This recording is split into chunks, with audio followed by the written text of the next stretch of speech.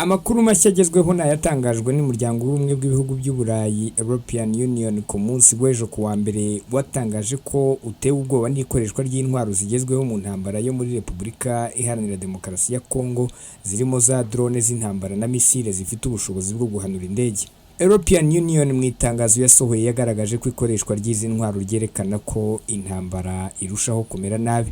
Ku munsi wo kuwa Mbere, imirwano ikomeye yasakiranyije M23 n'ihuriro ry'ingabo za guverinoma ya Repubulika Iharanira Demokarasi ya Kongo mu bice bya za teritwari za Masisi ndetse na Rucuru.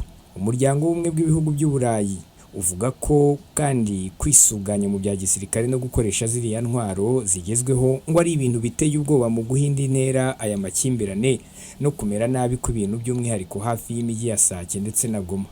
Uyu muryango wongeye gushimangira ko nta gisubizo cya gisirikare kizaboneka kuri iyi ntambara, ko ahubwo igisubizo gishoboka ari icya politiki cyonyine kigomba kugerwaho mu biganiro bifunguye hagati ya Repubulika Iharanira Demokarasi ya Kongo n'u Rwanda mu gukemura impamvu nyamukuru z'iyi ntambara.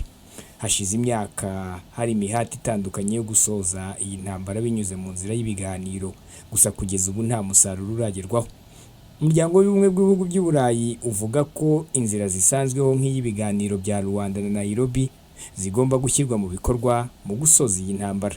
Guverinoma y'u Rwanda yo ku ruhande rwayo imaze igihe igaragaza impungenge z'uko Repubulika Iharanira Demokarasi ya Kongo isa n'iyivanye mu biganiro bigamije guhoshya amakimbirane, ahubwo igahitamo kwifashisha ingufu za gisirikare no gukomeza imikoranire n'umutwe wa FDLR.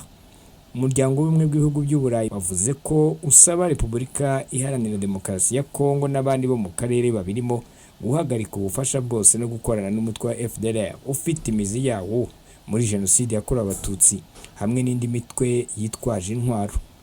Zo mu Humuza Isheja TV1 muri Repubulika Iharanira Demokarasi ya Kongo.